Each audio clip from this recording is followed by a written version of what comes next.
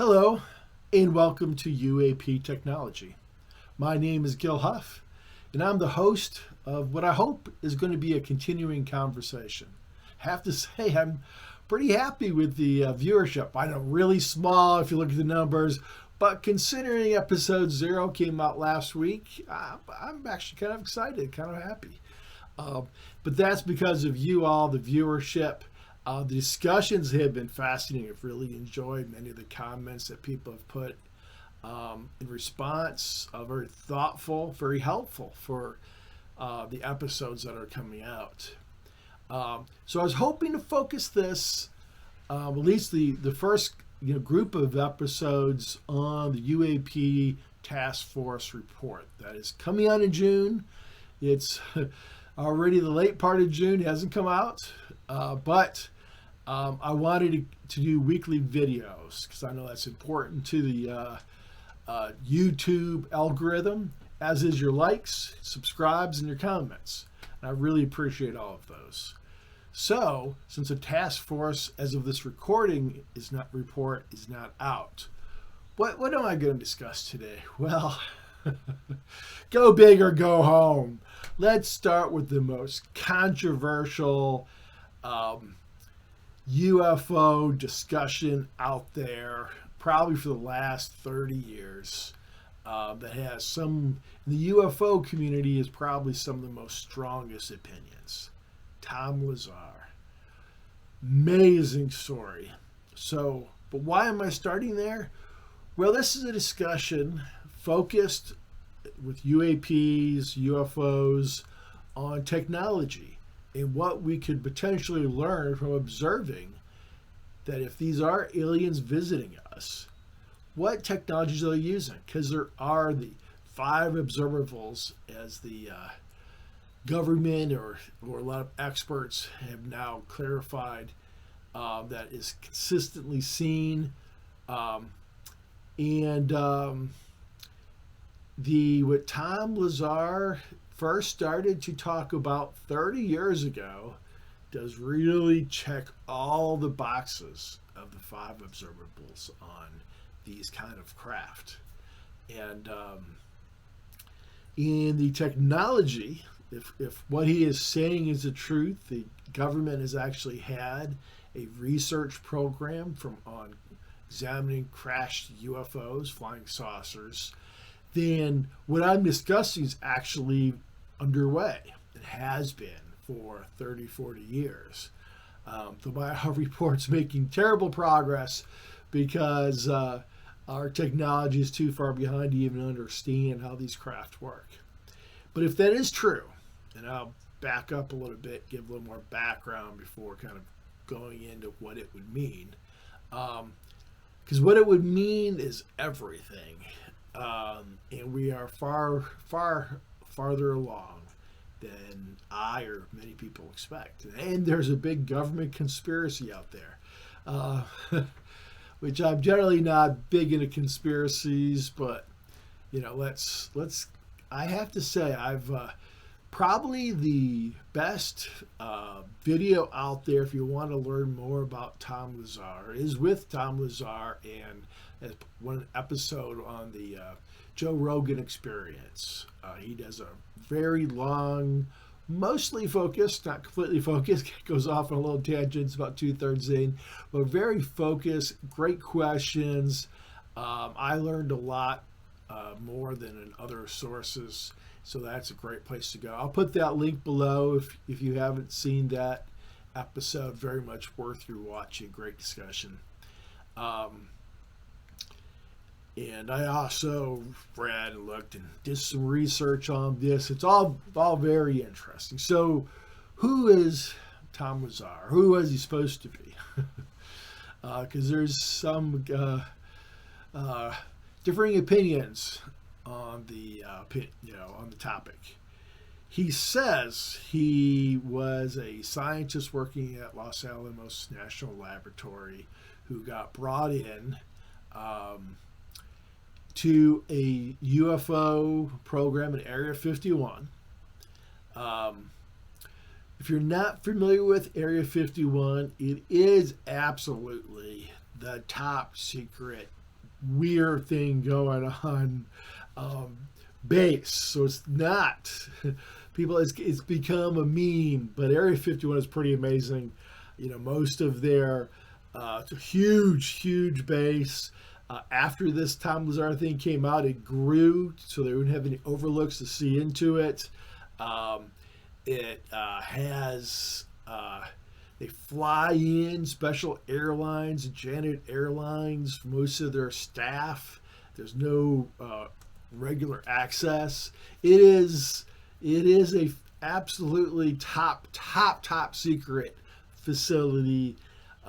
He actually claims that he was on an offshoot of it, working, I believe, through a private contractor at S4, and which makes a lot of sense. Broke up the research teams by ship. They supposedly had 9 different flying saucers there. Now, they weren't all saucers, so I should say alien spaceships of different kinds. He only one time glimpsed all of them. They were in different hangars. He got to go into pretty good detail with one, particularly around the propulsion system, which is all he could talk about in depth, which he knew really a surprisingly amount of. And again, it all makes sense as far as the story that he has been consistently telling from 30 years ago to a local paper down there to today, that fits a lot of and is very logical. So if he did make this up, if this is a lot of his imagination, he should really be a science fiction author, because he's done some fantastic world building and he's very consistent with it. In fact, some authors I know could learn something from him. But amazing stuff.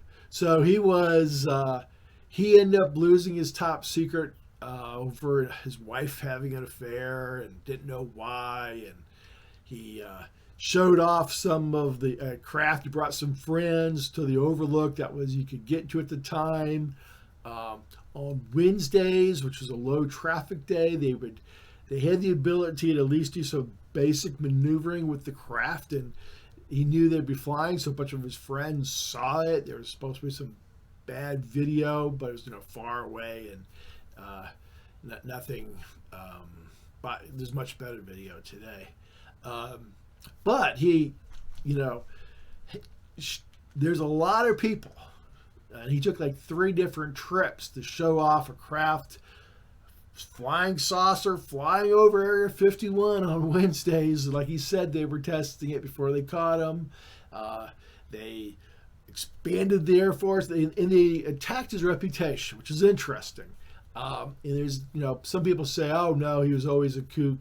He had a very minor job, which is possible. But I do want to say that ATIP, the director there, that's now everywhere on the subject, they denied his role with ATIP.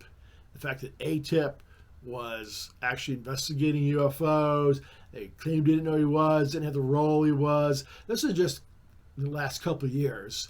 So the military, Department of Defense, does have a record for, making jokes and demeaning people that they want to discredit. They've done it very recently. And in this case with Tom Lazar, what he was saying had much bigger implications than anything ATIP was doing. So the fact that they apparently did a lot of work to discredit him, said he didn't go to school, but later on, showed him and brought out his records and stuff. It was a lot easier to get rid of somebody, if you will. So they supposedly didn't get rid of him simply because he was at least somewhat notorious and well known and had some good press contacts at the time. But they definitely did their best to discredit him. That's clear if you look at it. So anyhow, researching propulsion from a UFO that the government was in possession of. It was a flying saucer, classic UFO in style. The other 8 ships came in different sizes and shapes, which is somewhat consistent. One of them, as far as he never heard how they got them, he did hear offhand one time that one was an archaeological find, which is very interesting. I know I've seen ancient Native American paintings out west that really looked like they were flying saucers and alien pictures. I mean, in fact, I'll try to add one to the end of this video. If you hold on to the end, when I took myself, and you tell me what you see. It at least by modern point of view, looks like Native Americans were painting flying saucers visiting. So if they have been, if these are ancient races with technology that they've had for a long time, they have been tracking us. I'm fascinated about why are they crashing? If this technology is so advanced and so amazing, what's happening? Even if it's happened rarely over long periods of history, that they are losing. I know there, it was Roswell where they supposedly crashed. The Soviet Union, I know, has a famous crash. I think they supposedly have like 3 UFO recovered over there. It's not a unique United States story. So that could even be a topic on itself. But, so back to him studying propulsion with an actual crash ship. So they bring him in. He's assisting another guy. So working on this for a while. They have an anti-gravity device, which he refers to as the powering the ship. It's like a basketball-sized sphere. You open the top and you put element 115 in, which at the time was a theoretical element. Supposedly, they have since, the elemental table, everything we know from aluminum to copper, the various atoms and neutrons and their numbers, from hydrogen down to uranium and other things, is expanding. We got colliders and stuff and making artificial elements. And I think back in 2008, we verified the existence of element 115. This is the element they say that you fuel the sphere and then set off the gravity power to run the ships. And I've done some research here. It's called, I believe, the Moscovian. And there are theoretical isotopes of that'd be much more stable. Probably still break down, but right now the half-life of the present isotope is like 0.06 seconds. I mean, like, boom, they create it, they verify it, and it's gone. But they do believe that it sits in part of the periodic table where there should be a isotope that would be stable, at least for the last 1,200 years or something. And what are the properties? Well, we don't know what the properties are. There's some speculation that the theoretical properties would be similar how some iron ore magnets, which is really, I think we take for granted. And there's another video that I will link to that really goes into the science of how amazing it is that magnets, they repel each other. You get two big magnets, you can't stick them together. They're stick on steel, or they are magnetized. That is a invisible energy field, magnetic in nature, that specific, physical metals have that property that they just have to generate a magnetic field. Well, could there be a property, a physical element, that had the same effect, except instead of a magnetic field, it has a gravitational field?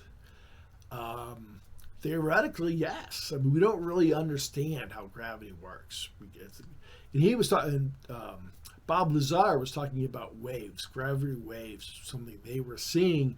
That was only, I think, 5 years ago we first confirmed the existence of gravity waves. Again, we're kind of confirming some of the things he was saying 30 years ago, just recently. So that's kind of where this is just like wow, this guy either was a really smart storyteller, which we have, um, um, or he was doing research on a flying saucer. So, now he referred, I'm a little bit confused. Unfortunately, I don't get the opportunity to sit down with him myself. He referred to element 115 as the fuel to the anti-gravity. And it triggered the sphere, which would then be used to on the ship. And I got a little bit confused about what elements or what materials had the anti-gravity effect and what was fueling that effect. Because element 115 triggers it. Anyhow, we supposedly got it in the ship. It's size basically for grays, small, had 3 seats, no decorations, not even a bathroom or anything. So he was very confused, very uncomfortable to travel. But they were able to supposedly move it, trigger the reactor, very basically steer this thing. The thing is, of course, is they can't actually duplicate the technology because it depends on materials that don't exist. So the only supposedly materials that have these gravitational effects that they can manipulate are crashed ships that they've recovered. And they can't duplicate the materials involved. So supposedly they've learned zero. Everything, the idea that a lot of our technology has been learned from aliens. That's why we're evolving so fast in our technology. Well, according to Bob Lazar, no, we've learned how to manipulate some of it, but we've actually learned nothing. It was just too advanced, too far, dealing with heavy metals and materials that don't exist in nature, at least in our solar system. Theoretically, it could exist naturally in other solar systems that have larger, older stars, but not ours that we know of. So theoretical materials, we can't duplicate that. Now, interesting with element 115, there is a fair amount of theoretical studies going on creating more isotopes, not about anti-gravity ships. Excuse me. But just for science. And they have a host of things they're trying.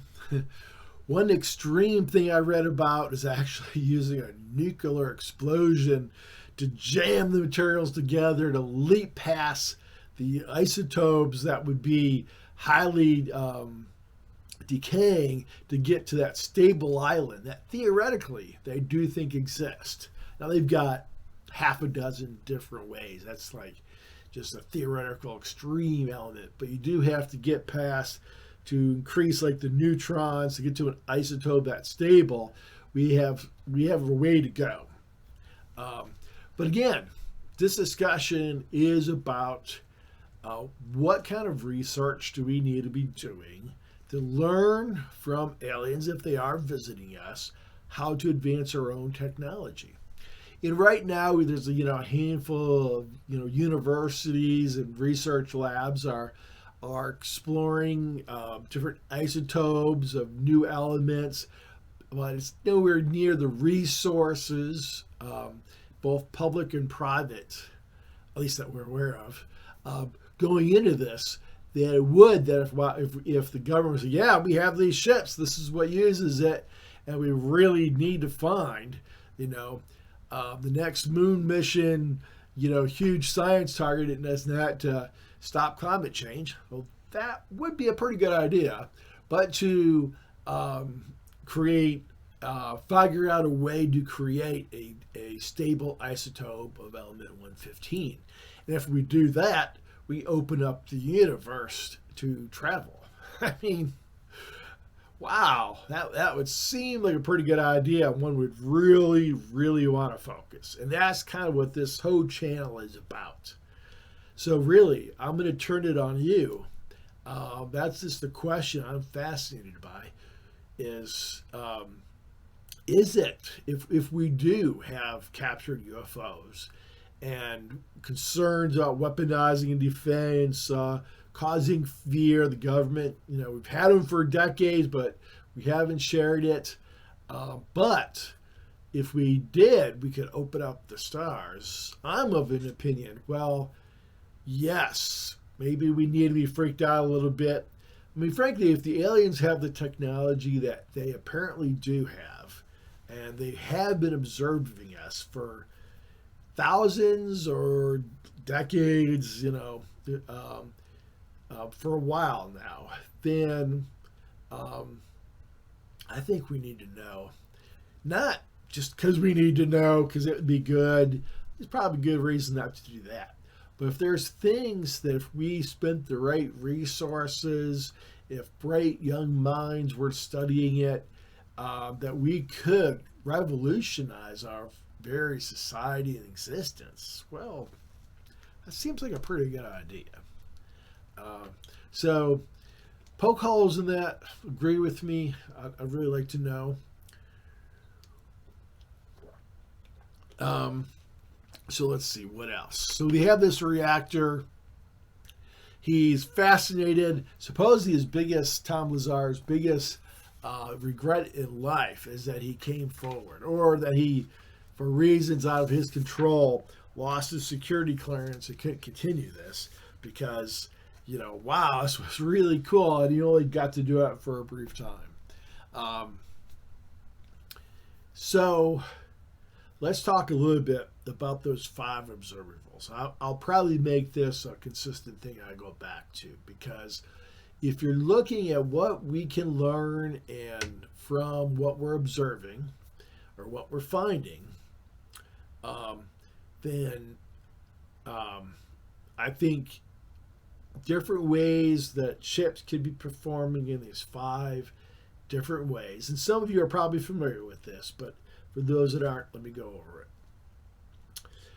One is, yes, anti-gravity lift. That is, so they're not using rockets, jets, propellers.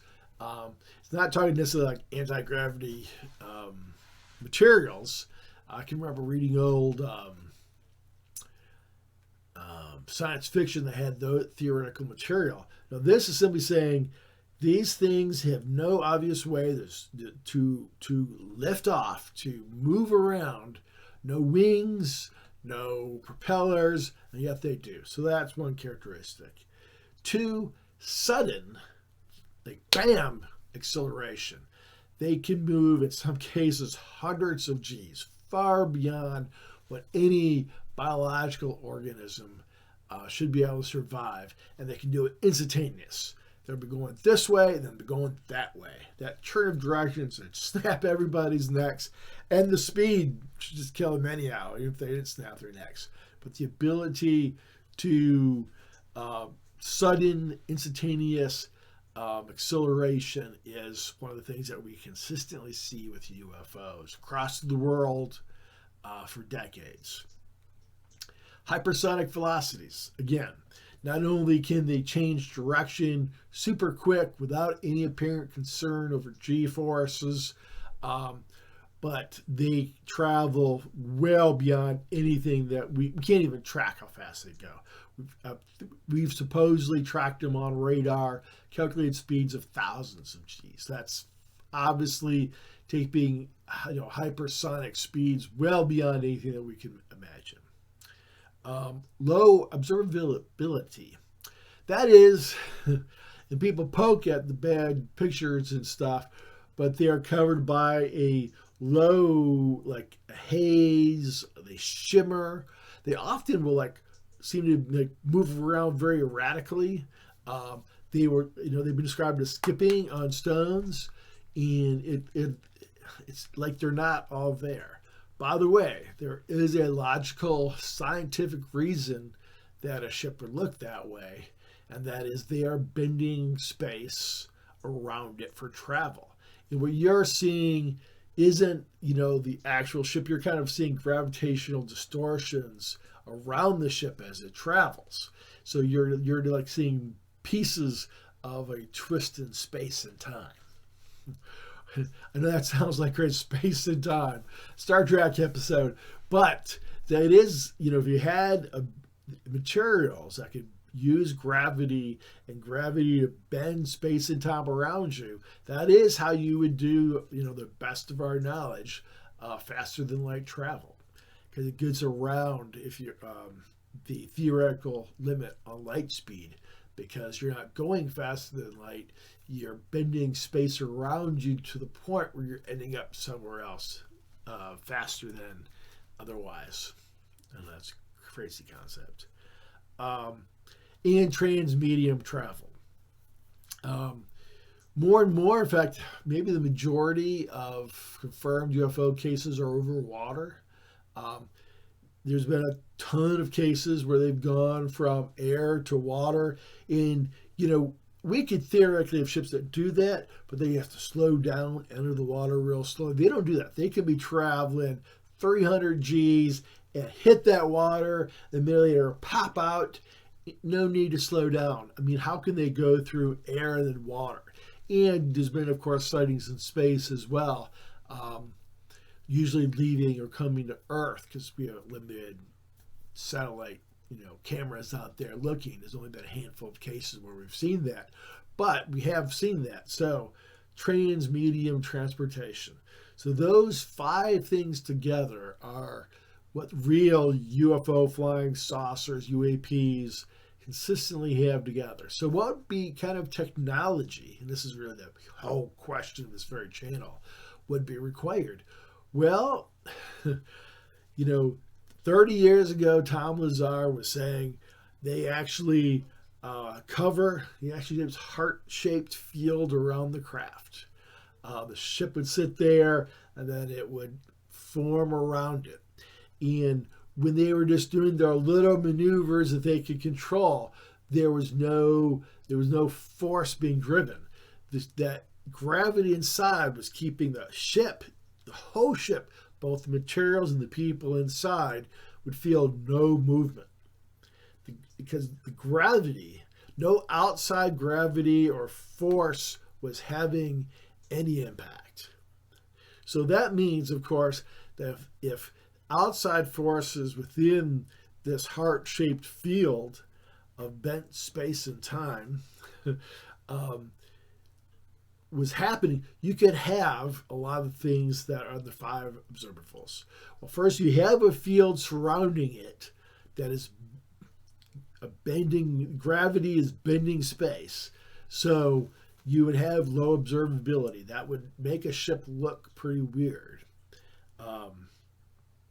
Though I do have to say, he doesn't mention that when it's just taking off. He's there one time, supposedly, when the ship was lifting off the ground. And it made a little hum, but he didn't mention it shimmering or anything.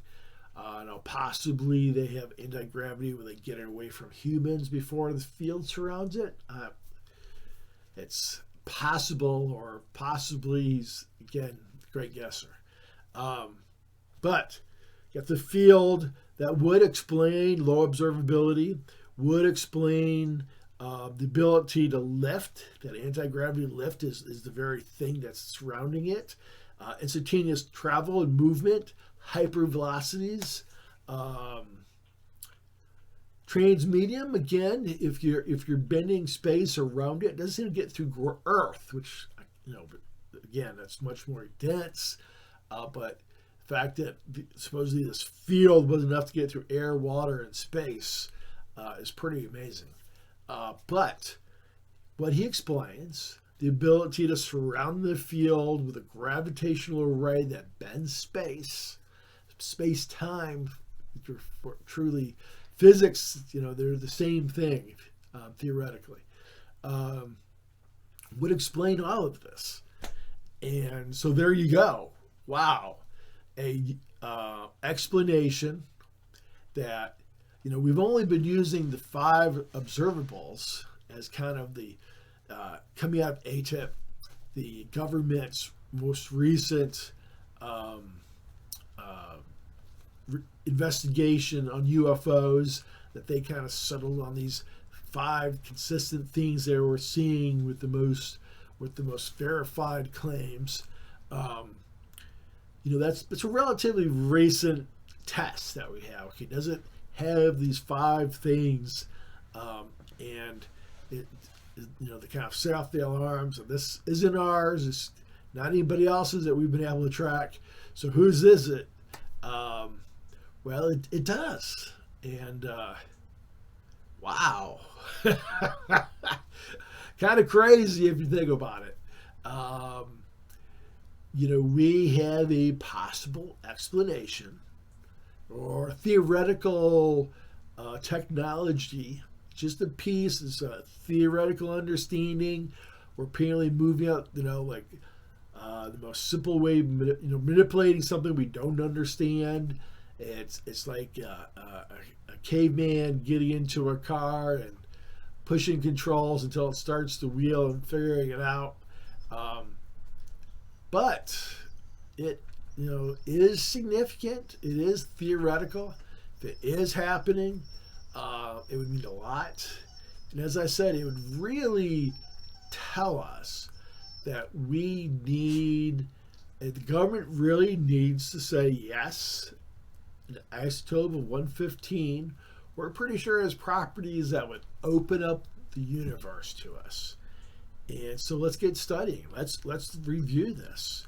I love to bring somebody on here that truly understands particle physics and the creation of new isotopes.